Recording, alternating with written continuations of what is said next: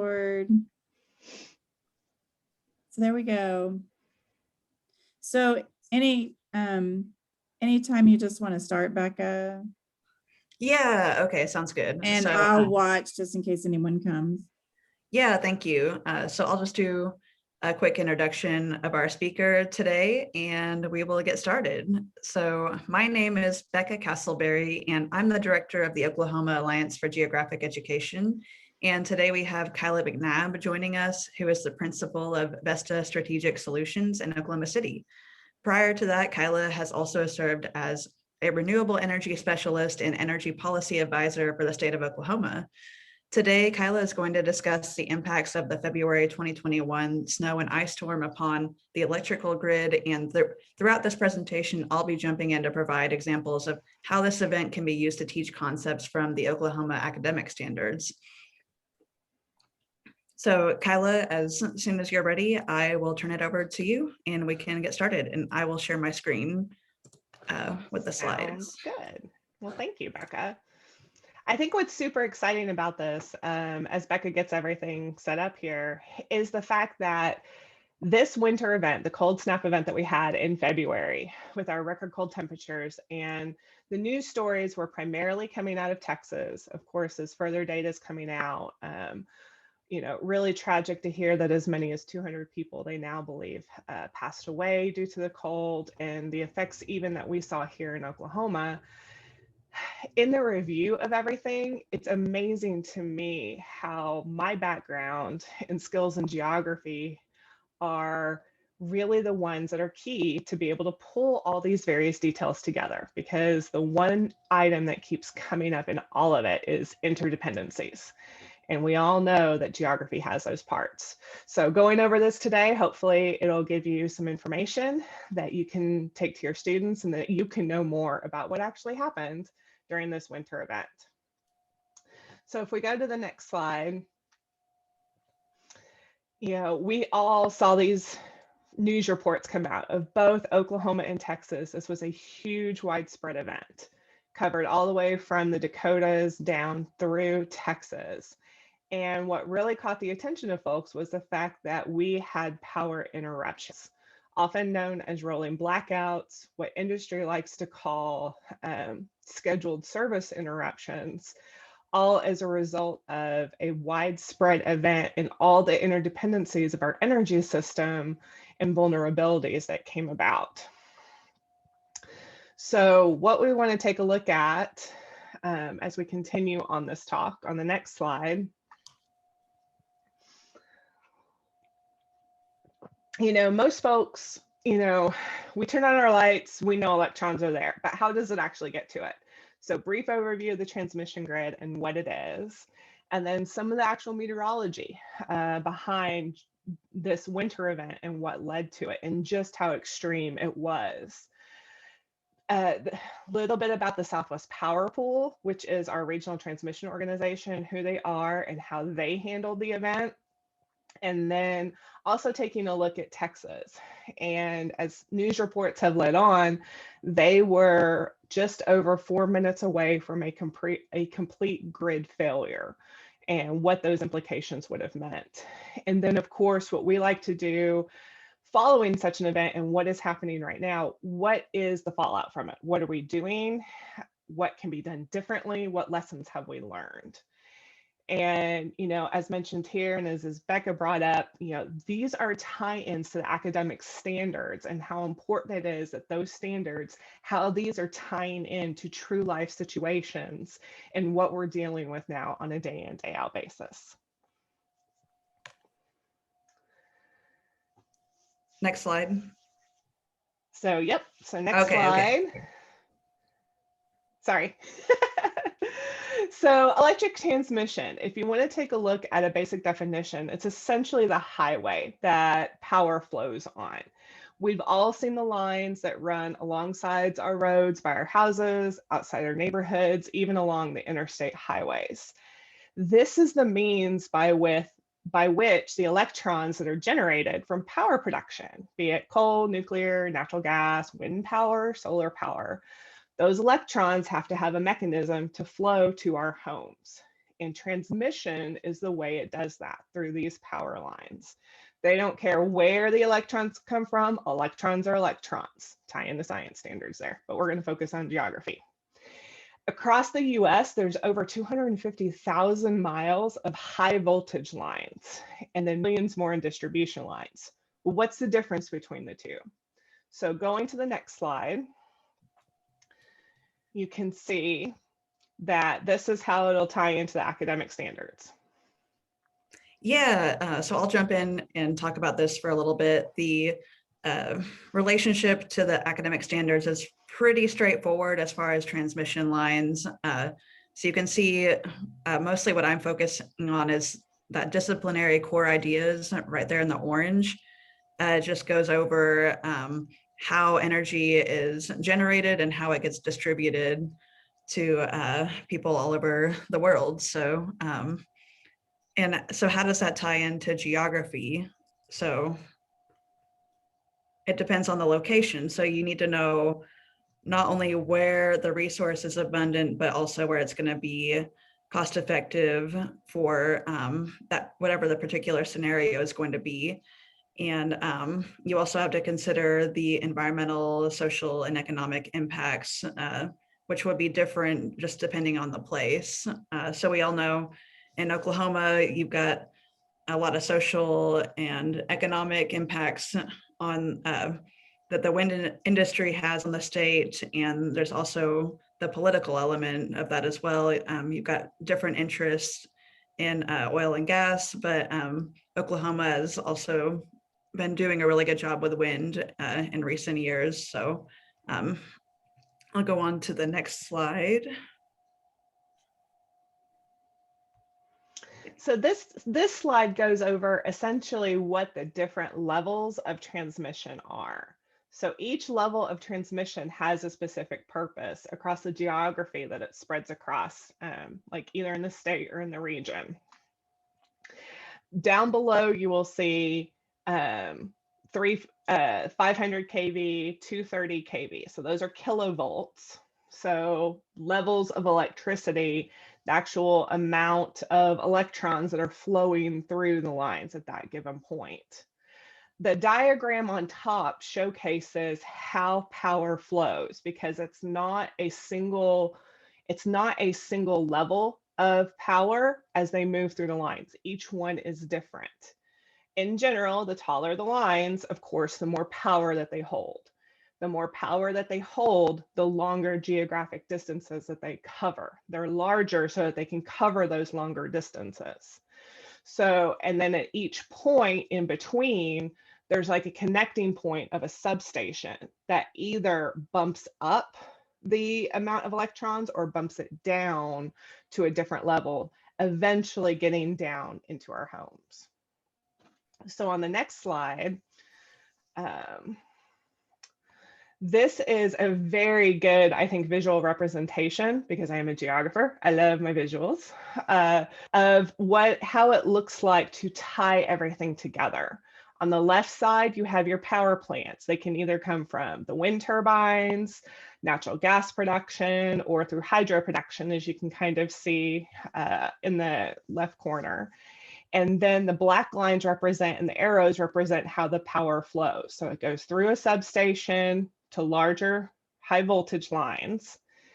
As it gets closer into homes and businesses, it then flows through another substation. These you probably see, such as if you drive I-35 through Norman, north on right around Indian Hills Road, you'll see a substation there just off to the east.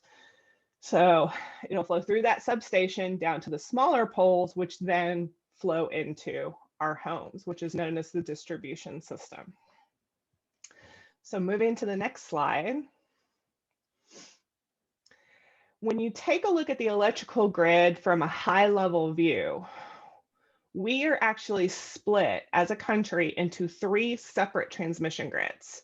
You have the Western, you have the Eastern, and you have Texas. So part of the reason Texas experienced some of the problems that they did during the cold snap was due to the fact that they did fall on their own grid. People think, oh, power lines can flow, energy can flow between this.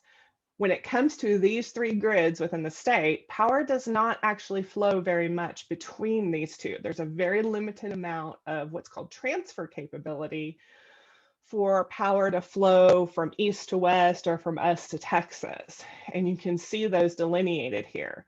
There's about 800 megawatts, or about, a natural gas plant or like 8 wind farms worth of power that we can send from the eastern part. So literally Dakotas to us, to New York and Maine, down to Texas. And then only about 1,200 megawatts from the western part of the US to the eastern part of the US.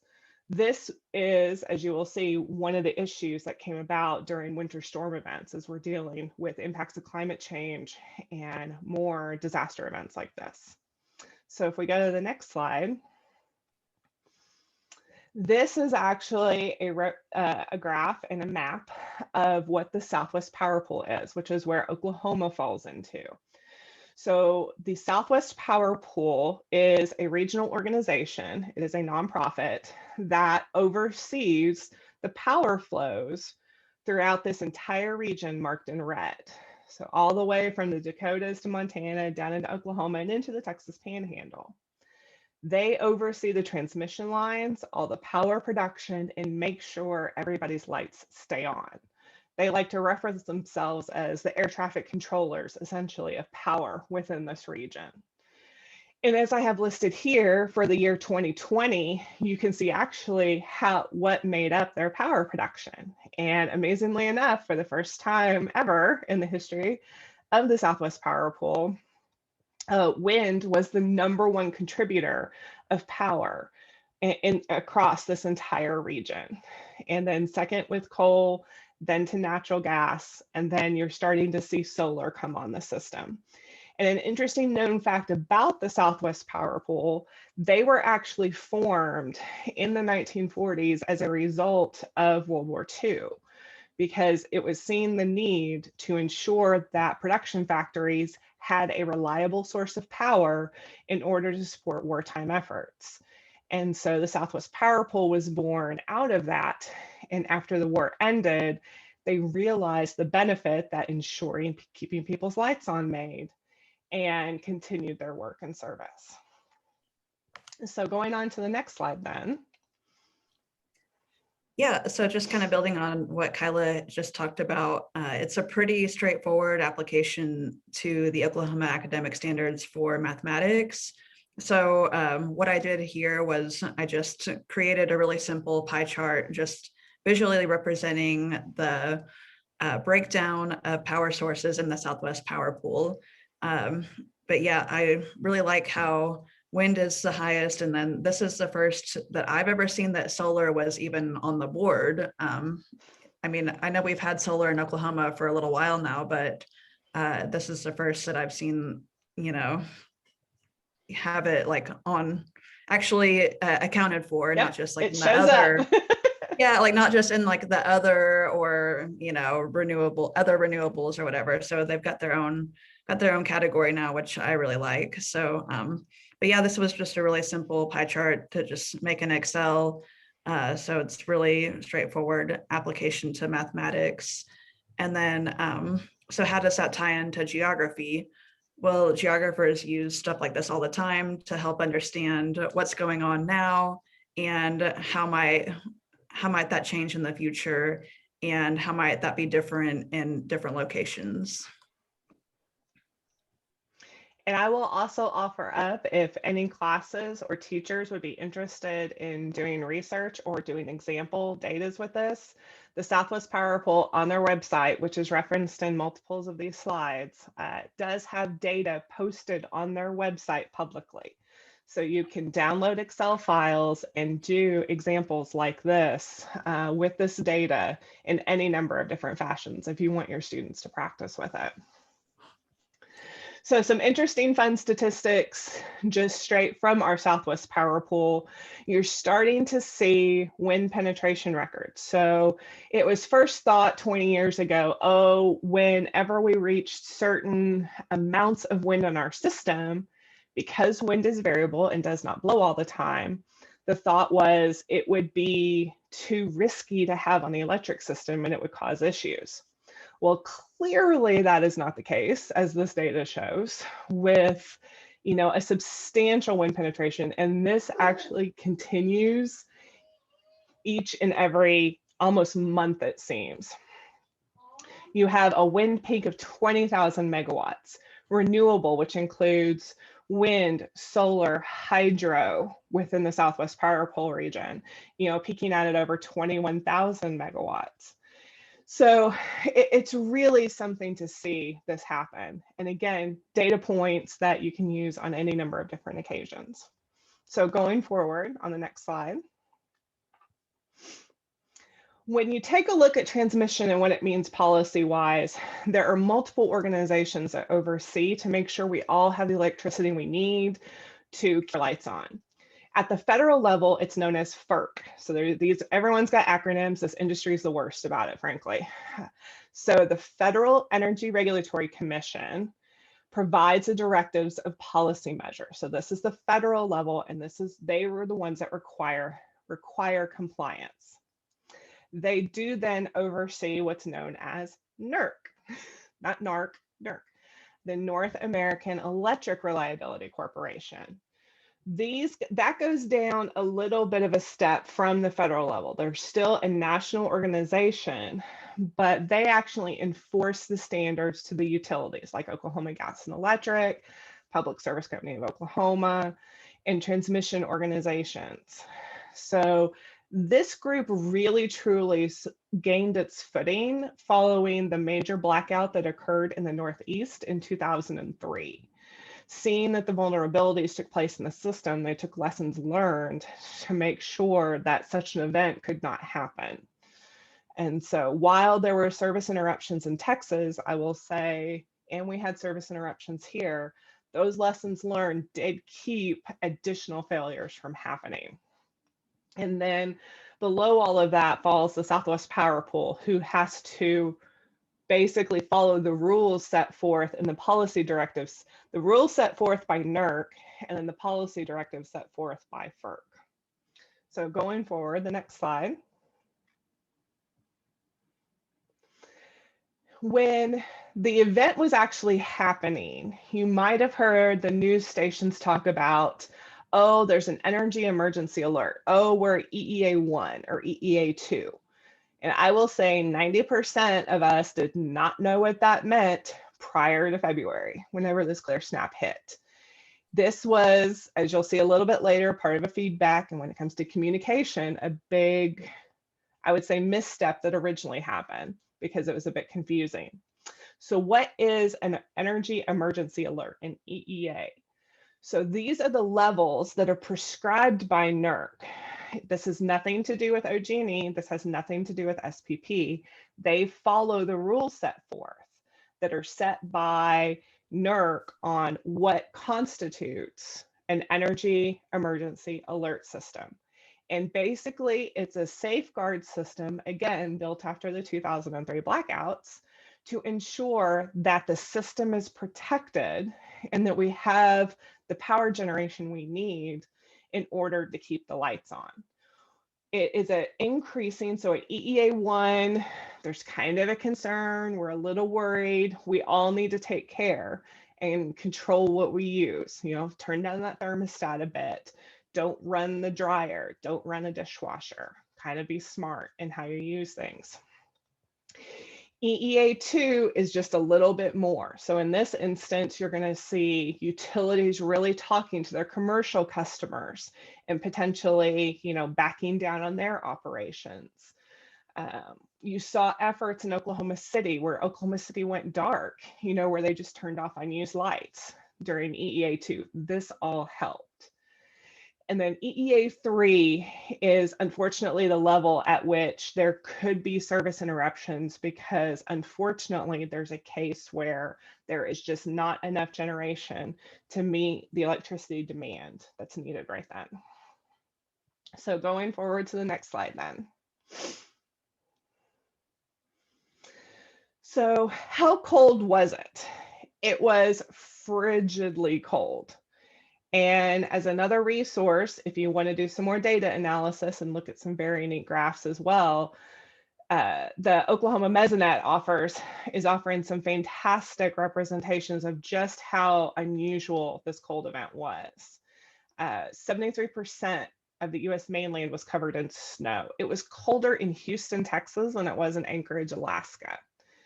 And the blue bar graph shown here actually is a representation from the Oklahoma Climatological Survey, where these were the temperature averages for the months. And you can see just in February there, that kind of reddish bar, that is how far below normal February average temperatures we were for the entire month. So mind you, it was frigidly cold. And remember, we were 80 degrees at the end of the month. So that even takes all that into it. That is a monthly average. And I have a 5-year-old daughter. She loves Elsa. I have to move Elsa and put Elsa into any presentation that I can. And I had to showcase her putting snow on the Galveston beach, which I'm not sure any of us would ever have dreamed we would have seen in our lifetimes. So next slide. Yeah, so this also ties in pretty directly to the Oklahoma Academic Standards for Science. Just looking at weather patterns and the difference between weather and climate. So as Kylah mentioned, there's a lot of data available online where you can look at data from the Oklahoma Climatological Survey to see, how different this was compared to a normal February for Oklahoma. So I'll go on to the next slide. So how does that tie into geography? So geographers will use representations like this all the time to look at data, but not just graphs and charts like the bar charts that we saw earlier or the pie chart, but you can also look at the same data spatially and use a choropleth map or a map that has points on it. So you can look at, the spatial distribution of data in addition to looking at just like a chart or a graph.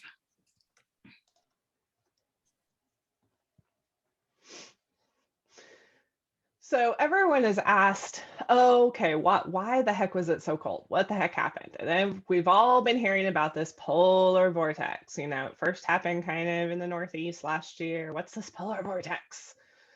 So the polar vortex is essentially a giant spinning air pressure system that's normally right over the North Pole, keeping Santa Claus nice and cold. This air normally stays in its normal pattern, just due to the air currents that are innate that we have around the globe, just in how they're set up due to our climate. What's starting to happen because the climate is changing, these air patterns are changing because warm air is intruding more where cold air is. So what takes place is the natural spin that occurs, the strength of it kind of gets broken down because a little bit of warm air gets infiltrated. So it starts getting wavier. And this is what happened in February is, as you can see in the graph, one of the little dips that occurred essentially brought that cold air down. And there was a little ridge of warmer air to our west that took place. It just happened to be in the right space of where this happened. So this all has to do with this variation in this Arctic oscillation changing because of rapid changes in temperatures that we're seeing due to climate change. And so next slide. Yeah, so this also ties in to social studies and English language arts. So going back to the previous slide, if you look at the text that says the polar vortex is nothing new. In fact, it's thought that the term first appeared in the 1853 issue of The Living Age. So I actually was able to find that issue and it does appear. And so that's why I put in the social studies standards about primary sources and then the English language arts standards about terminology and vocabulary. So I'm going to follow this, see if I can follow this link real quick just to kind of show you guys what I'm looking at.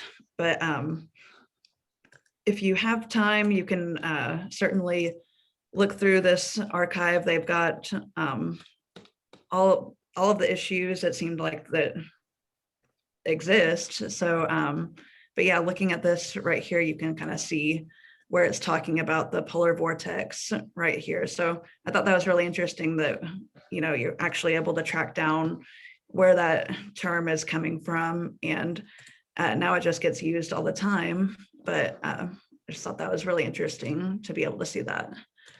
So I'm going to go on to the next slide. Oh. There we go.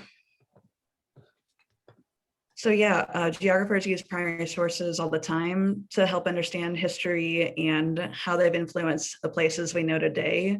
And you can also use geography to see how words have developed and how they've changed over time, and how different locations may use different words. I think we've all seen the maps of the United States where, certain regions say Coke, other regions say soda. It's the same kind of idea. It's not really that specific instance isn't really looking at the development of the words, but it's really interesting to see how different words are being used spatially.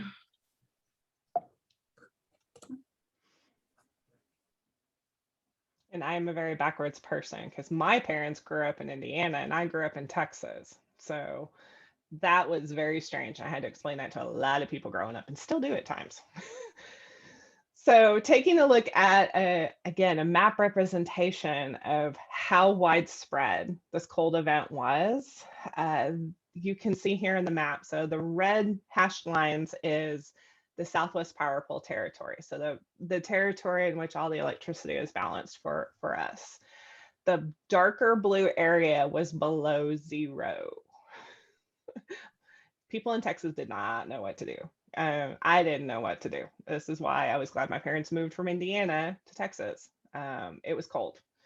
And so as you can see, the entire region of our power balancing authority was below zero. And the added aspect of it wasn't just below zero for a day or two, as we've experienced before. It was below zero for like 2 weeks. And so the system did not have a chance to recover. One of the items it keeps talking about was the 1st of February, there was actually some ice that took place on some wind turbines in the northern Dakotas, in the northern side of the region. Normally, you'd have temperatures warm up to just above freezing before you'd get back down below freezing, and they'd be able to shake the ice or take care of it. Because this event was such extreme cold, they weren't able to do that. So again, therefore, could have caused some additional items to take place. It was not just the fact that it was really cold, it was really cold for an extended amount of time. So let's look at the next slide. So here is where all the really super smart people at the SPP pulled all the data, and they're still in the process of pulling and analyzing this data. More is coming out week by week. This took a look at, in the yellow line, which mostly shows up on top, this is the supply. So this is how much power was available for the region to use at this point in time. So you can see on the y-axis, it lists out the megawatts, so how much power, how many different power plants, all added together. And then the timeline is on the bottom. And then circled in red is where you saw the two cross, where you actually had the incidences where our demand, how much power we were using, was higher than what was available. And so that's where the SPP went into that EEA3 as directed by NERC standards, and that they had to do service interruption calls to the utilities in the region. And they all have their prescribed methods. While it seems very random and it happens on a moment's notice, there are policies and procedures in place at each individual utility. They have these plans in place for this type of worst case scenario. Nobody ever wants to do this. And I guarantee you, I have heard the gentlemen in these rooms talking, and it broke their hearts because they knew this was going to affect people. And they only do this in order to prevent a larger scale disaster and larger scale issues from happening. So let's look at the next slide. Yeah, so the supply and demand ties in directly to the Oklahoma Academic Standards for Social Studies. So it's not just the science of the power generation and how much is getting used and how much is available, but it's also an economic issue as well. I know later on in this presentation, I think Kylah's going to talk more about some of the pricing issues and how the natural gas prices went way up. But yeah, it's certainly very interesting to look at that graph and see that it's yes, it is a science issue, but it is also a social and economic issue as well. So it ties in pretty nicely to those Oklahoma Academic Standards for Social Studies. So how would that tie into geography? So you could also look at the spatial distribution of this activity. So you could, instead of looking at just a graph, you could also map out where the differences were in the supply and demand and see, who was most affected by this. And so this branch of geography is called economic geography, where you're looking at not just the availability of the resources, but all the other economic factors as well.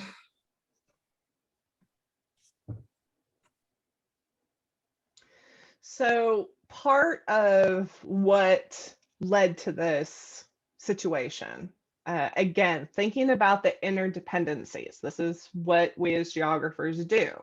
What were all the different factors that led to us not having enough supply of electricity to serve the demand that we had given the cold? Well, it happens to be a time of year that we are past our winter peak. So you take a look at, climatologically speaking, January, about the second, third week of January is generally when we hit our worst cold, so to speak. So we were past that period. And once you get past that, these are machines, these are huge machines and operating plants. They need maintenance. So it's a time of year that you start to see maintenance begun on natural gas plants in particular, so that they can be ready to operate in the summer, which is generally when the most power is ever needed for us in the South. So you started out in, if you can see across the timeline there, each of the different colors represent the different types of resources: nuclear, coal, gas, hydropower, and solar. And what you can see is the further along we went. So if you remember Valentine's Day, that 14th was the Sunday, into Monday is when we started to get really, really cold. That extra cold snap kind of came in. That's when you started to see all the freezing of natural gas facilities. You started to see natural gas wellheads freeze off. You started to see coal plants turn into one giant chunk of ice. So you had a situation where literally you could not access the fuel that was needed to run plants, and plants could not run. Therefore, you had a situation where you already had about 10,000 megawatts worth of plants that were already out of the equation. They're just out of it because they were for maintenance. This is not a type of maintenance that you just go flip a switch or just go back things out. They have pieces apart. I liken it to how the work that they do at Tinker Air Force Base, when they tear down the planes literally by the bolt and then put them back together. They're doing similar style work. So you can't just go back in there and pop everything back together to have it ready to run in a week. It doesn't operate that way.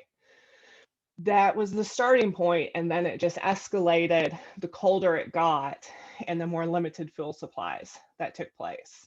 So, and everyone was affected. Wind turbines were shut down due to the cold because they were not winterized. Cars in the north have different fluids in them to enable, and they have engine block heaters to help them out in the severe cold. Because this type of cold does not happen here, at least very often to date, the expense of doing those types of measures in those wind turbines or in the natural gas plants is not seen as necessary. So that's one of the after effect questions everyone's looking at. Okay, do we need to take a look at these items? Is it potentially worth that cost now going forward? So going to the next slide now. And if you actually physically want to see what a frozen gas operation looks like, this is it, straight out of Texas. So this is literally the situation that was the case at a natural gas generation facility. And again, you have to think about it on a broader term. It's very easy for folks to think of, well, why didn't they take care of this? Or why was it not winterized? Or why is it out in the open? These plants are developed because they not only have to deal with cold, but primarily they have to deal with our 100-degree heat. What is a more stringent vulnerability that the plant has?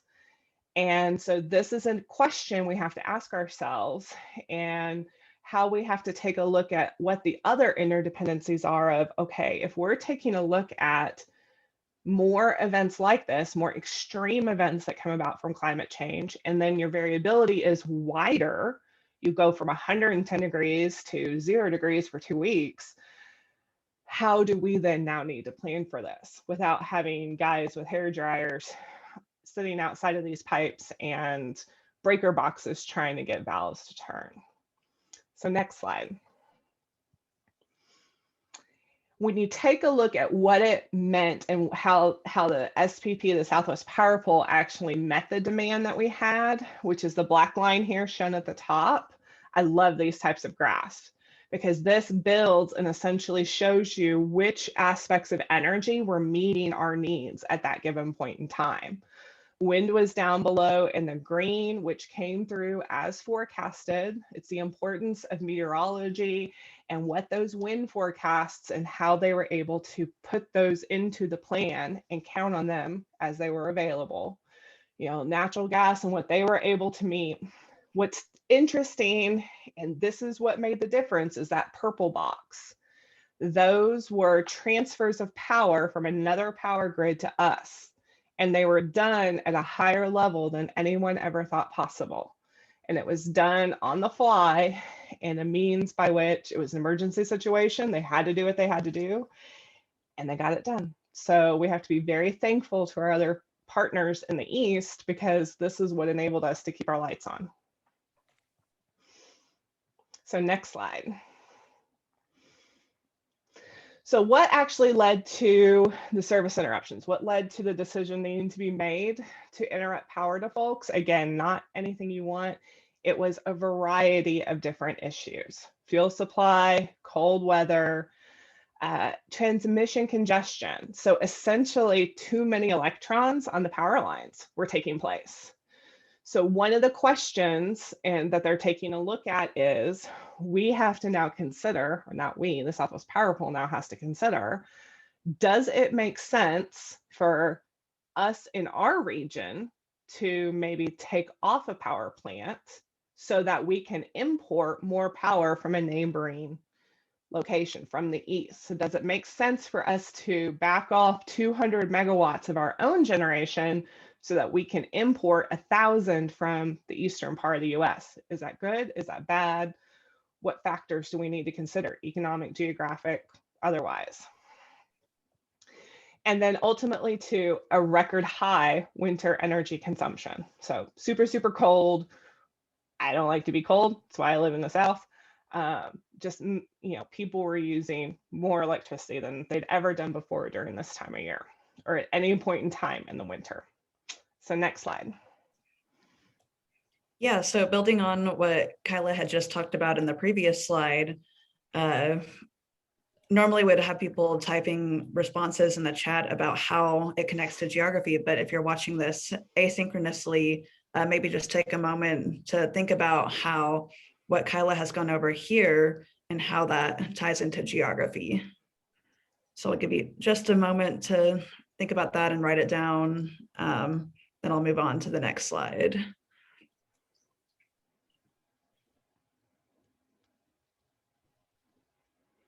All right, so the way that I think that this ties into geography is looking at the fuel supply mix for a particular location. And the decisions about weatherizing equipment for events like this are determined by people who have varying priorities or interests and may be considering financial constraints of making these improvements.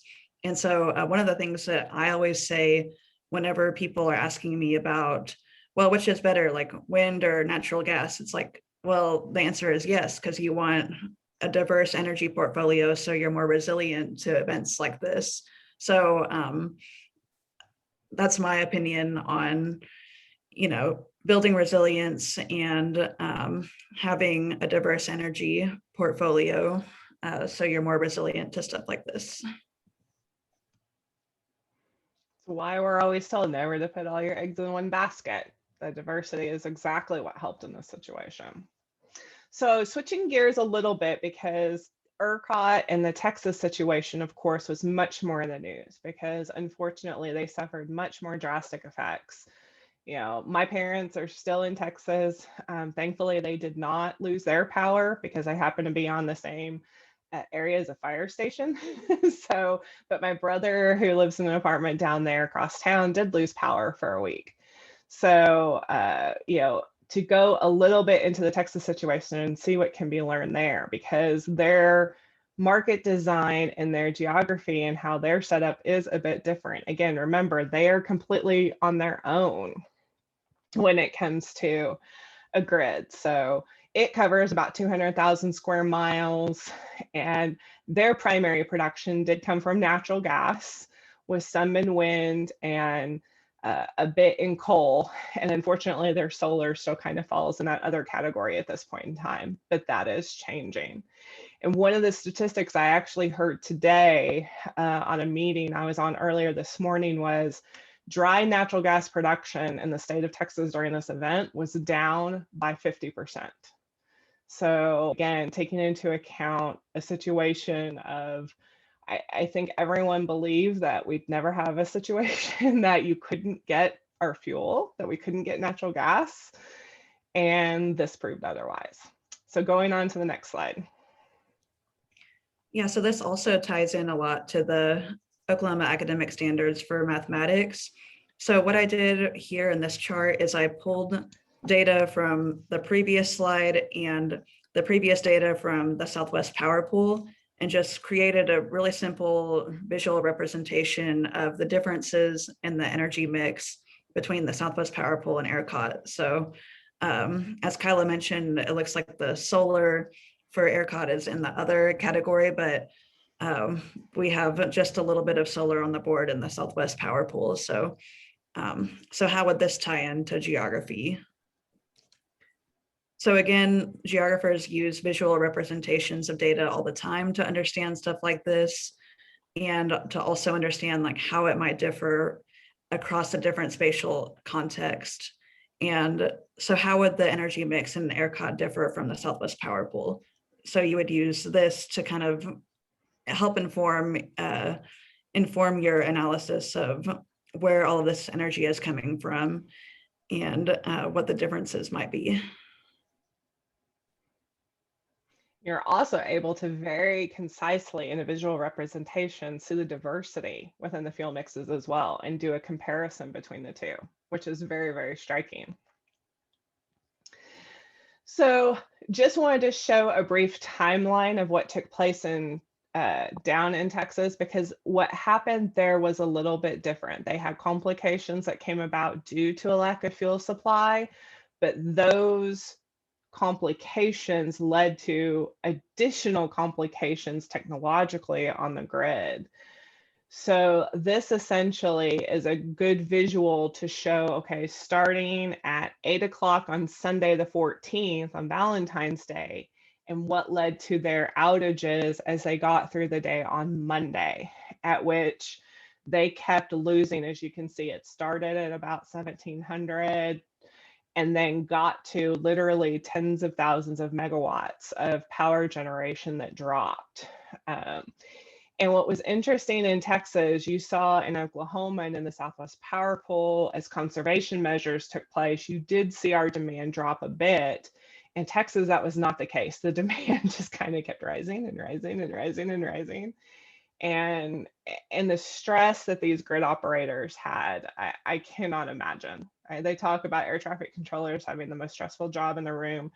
These guys have the second, because it is their job to look at 10 computer screens and watch the power flow from region to region and area to area and make sure everything stays balanced. And this began in Texas, a situation that was out of their control, that they were having to do things that they never thought they were going to have to do because they knew lives were at stake. So looking at the next slide then. Yeah, so Kylah's timeline ties in directly to the Oklahoma Academic Standards for Social Studies. Read and construct basic timelines to understand chronology of events in history, and also creating timelines to help understand how events may be dependent on one another or influenced by what has happened in the past. So geographers will use timelines all the time to understand how and why a particular place has changed over time in relation to events like this. And then you can also add a spatial element to timelines. So this is an example of a timeline and a map that also incorporates other data. So I really like this representation, Napoleon's March. And what you have here is these were how many people that got started at the march, and then they went all the way over here, then they came all the way back, and that's how many people were left at the end. So I really, really like how you can use timelines and a map to show data and tell a story like this.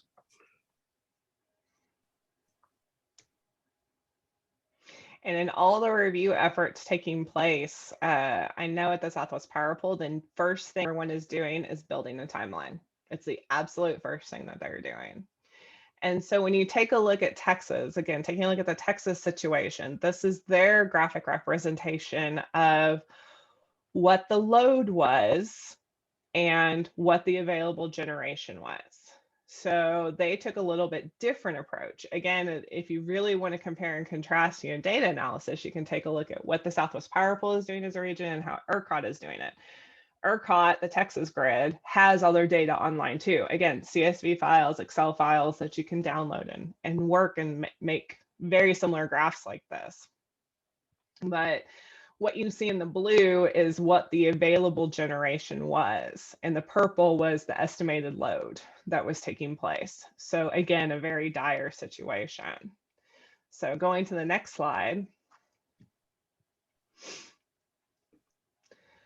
They too also suffered similar to how our region, in that you had generation that was down, that was not available in the first place to be available just because it was on maintenance. And this is not unusual. And again, both the Southwest Power Pool and ERCOT and the Texas grid called on every single resource that they had available. The very first week of February, when they saw the meteorology reports and they saw the weather forecasts and they knew this cold was coming, they got on the phone. They said, okay, guys, every single megawatt of generation that can run, get it ready now.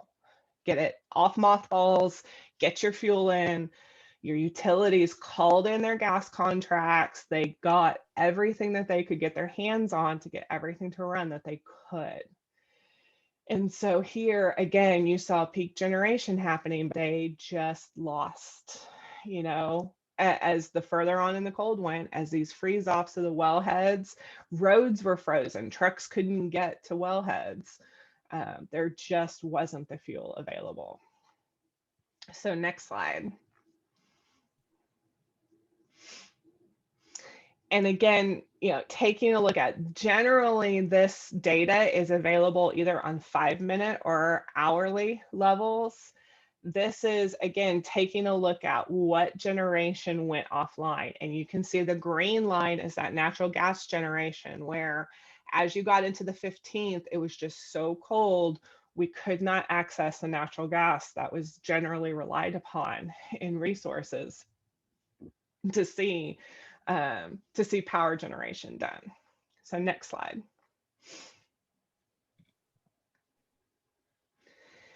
This is where it got interesting. So this is the cascading, what I'll call it a waterfall type of event. So when you have electrical generation, electricity has to be happy. It has to, your generation has to match up with your load for things to be happy and work well, and stay kosher, to not cause issues with the equipment. A complicating factor that happened in Texas which is what everyone works to prevent, as outages happen, it causes other circuits to be overloaded and then causes additional trips to happen because the equipment is protecting itself so that it's not permanently damaged. This is where Texas had bigger issues than we had in the Southwest Power Pool. This is why scheduled interruptions happen, because when you have too much power or things are out of balance, that causes more power generation to drop off. And so this is where it said, okay, the grid was 4 minutes and 30 seconds away from essentially crashing and going dark. That's that. So there's a line. So we run on 60 hertz in the United States. That's the frequency at which our power tries to stay within. If it falls too low, the substations and the equipment there turn off essentially to protect itself, because otherwise you're talking millions of dollars worth of equipment that would be permanently damaged. This is what was cascading. And had that frequency, had they not stopped these trips from happening, the grid would have unfortunately gone dark, the entire grid across the entire state of Texas. And in that point, you were talking about people being without power for 2 weeks. A very catastrophic, and it was a catastrophic situation as it was. That would have been conditions that we would not have probably seen in the modern age or dealt with. You are already seeing people dealing without fresh water for a week. But imagine if across the entire state, there was no power for anything. You joke kind of about a Walking Dead situation, but it would have just been a situation we don't want to think about. So a good visual representation to kind of help with what does it mean to have this frequency is on our next slide here. Because again, I am visual. And so I think this balance of the water tank. So 60 hertz means, you've got your little wave and it's 60 cycles a second. So down below, you can see this water kind of analogy where essentially generation, so the power that comes in, you want to match how much you use. You want to have kind of enough reserves, but you want everything to stay in balance. When you have more power being put on the system, so more generation, more natural gas generation, more wind farms, that causes the frequency to go high. What Texas was dealing with was a low frequency generation, where essentially more people were using the power and causing that frequency to stretch out like a piece of spaghetti. And so that's what led to additional issues taking place. So again, compounding effects happening from multiple different technological and geographic and climatological factors. So next slide. Yeah, so looking at this graph right here that Kyla's put together for us, it ties into science pretty directly, just looking at the currents and how energy is produced and transmitted all over the country. But it also ties in to the academic standards for math that I'll talk about in a little bit. But citing these sources depends not only on where they're abundant, but also how you can locate the transmission infrastructure and things like roads and other supporting infrastructure to get this electricity to a populated area. So that ties in pretty directly to geography and science right there, but then also ties in to mathematics. So looking at that sine wave is just like a visual representation of what's going on with the frequency. And then there's also other geographical applications of sine and cosine waves. So you could look at predator-prey relationships in an ecosystem. Earthquakes have the same kind of sine and cosine waves going on. So I'm sure there's other examples of how this kind of ties into geography, but these were the couple that I could think of pretty and pretty obviously, I guess. So quickly going through after the event, what was learned and what we need to worry about for the next time. So going on to the next slide then. Ultimately, one of the largest lessons is it highlighted the interdependencies in our system. And I would say the largest interdependency seen is between the gas and electric systems and their markets and how they operate. And unfortunately, it also highlighted the tremendous gap that is between those two and how they operate and how they're managed.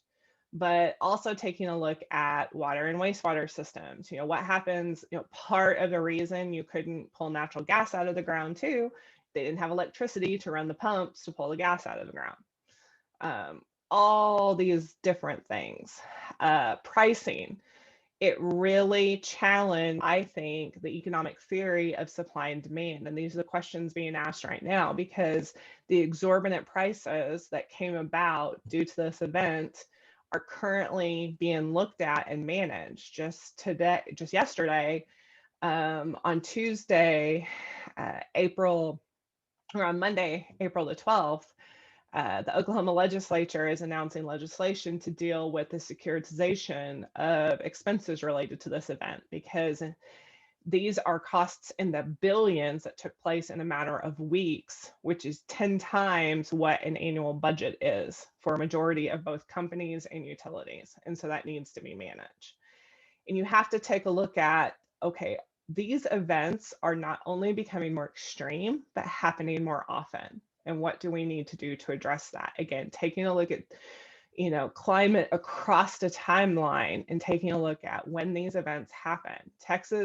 A report out of Texas from 2013 and 2011 is being pointed to saying, look, we said back then you need to winterize plants and take these different steps, and they didn't do it.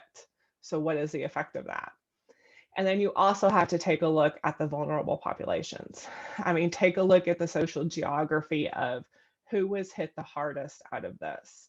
The folks that live in lower income communities that didn't have the means to necessarily keep their homes heated, were suffered the most.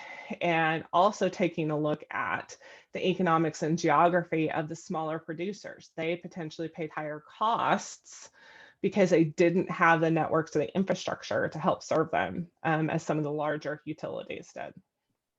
So next slide. Yeah, I really like the visual representation of this complex system from this slide. So it ties into the social studies standards, but it's just a really good visual representation because it is showing you all of the connections of these market and economic systems and how they're affected by policies and different social circumstances. So I really like that example right there.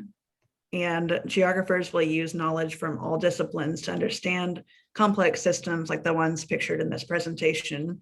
And I think it also ties in really well to economic geography that we discussed previously, because it is a pricing issue and an economic issue, as well as just a supply and demand issue. It's all tied together. So what went right? The Southwest Power Pool, we only had 260 minutes of service interruptions. So yes, there were some, but it was not worse. The diversity of our energy resources help keep the lights on, and our interconnection to a larger grid of available resources where it wasn't 0 degrees outside completely helped us in the situations, as well as advanced efforts. And ERCOT really does need appreciation for the fact that the grid did not go dark. It could have, but I promise you there were men and women working in those control rooms that kept that from happening because they knew what that would mean. And they did take advanced action to do what they could prior to the storm taking place. So gathering that information beforehand and making decisions based upon available information. So next slide. Yeah, so what Kylah had just talked about in the previous slide ties into geography, but you may want to think about how it ties in. So if you want to take a moment just to maybe write down some ideas instead of typing it in the chat, that would be good. And then I'll move on to the next slide after you have just a moment to think about how the diversity of energy resources and the interconnection is going to tie into geography. So.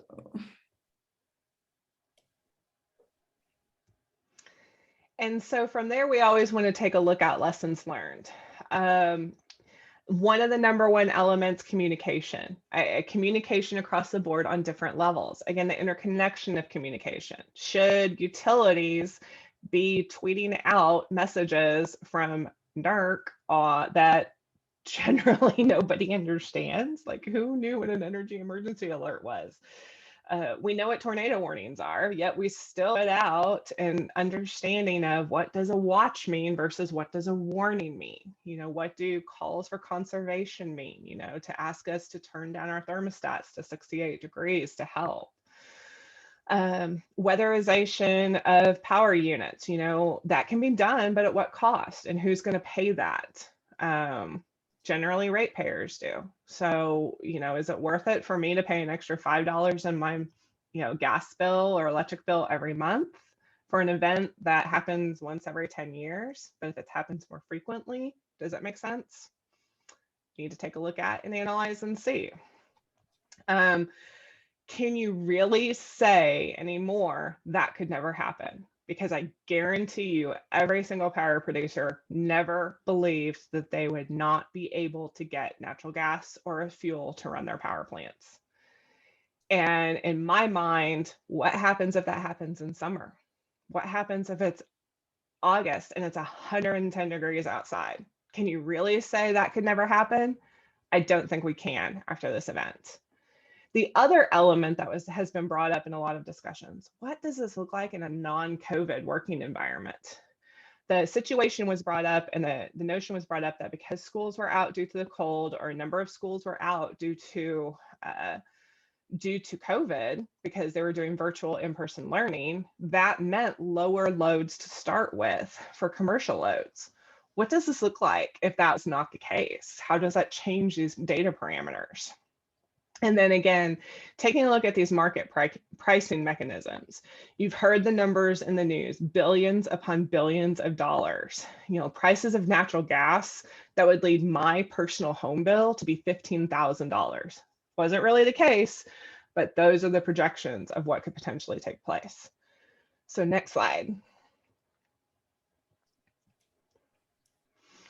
Yeah, so this ties in a lot to the communication, and I really like the example Kylah gave about comparing the energy alerts to tornado watches and tornado warnings, because, you know, in Oklahoma, we know what those are and like we've been educated on that, but I think in general, as a citizenry, we haven't been educated on what these alerts mean, you know, whenever it pertains to electrical generation. So I thought that was a really good tie into the English language arts standards about clear communication and getting your meaning across in a concise way that's understandable to a large audience.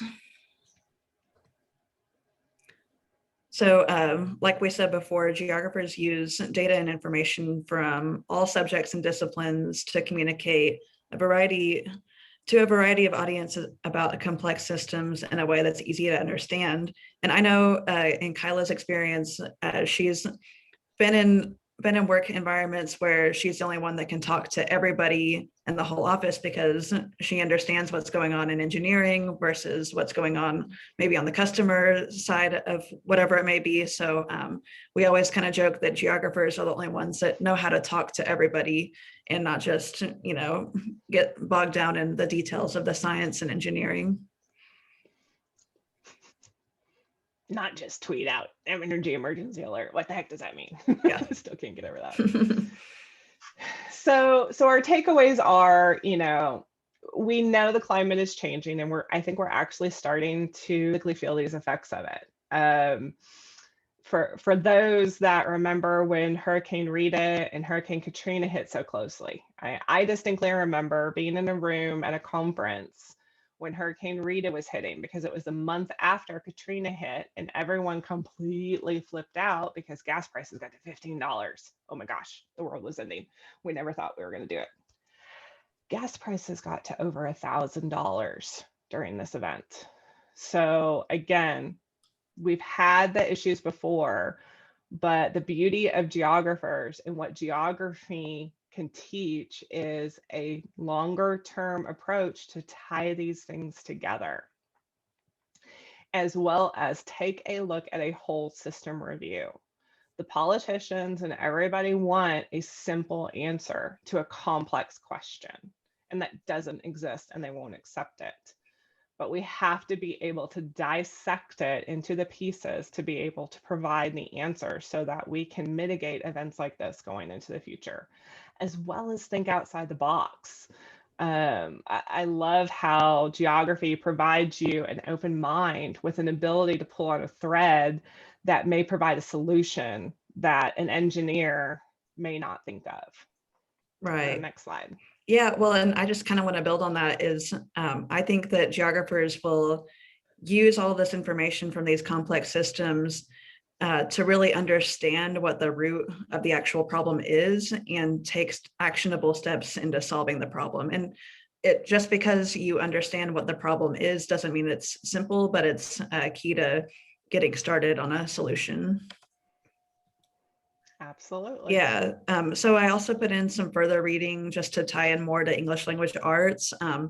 So a couple of these are news articles about grid vulnerabilities, and then a couple of these are fiction books that you could read, just if you kind of want to get a different perspective on, power outages and how they might look differently in different contexts and scenarios. So that's my last slide. And so, just for your viewing pleasure, my 10-year-old son collapsing and jumping in the snow that we had. This is outside my house. I have a front porch step and a garden there. So that was the 18 inches of snow that we had during this time. But my contact information is there. I greatly appreciate this opportunity by OCAGE. And if anyone has questions on this event to deal with energy, to deal with geography, I am a geographer. If you would like me to come present and Becca and I to come tag team present a presentation to any classes, we are happy to do so. Yeah, thank you so much, Kylah. So Brenda, that's all we have for our presentation. So yeah, thank you. Did we do it? Did we pull it off in generally an hour? Yeah.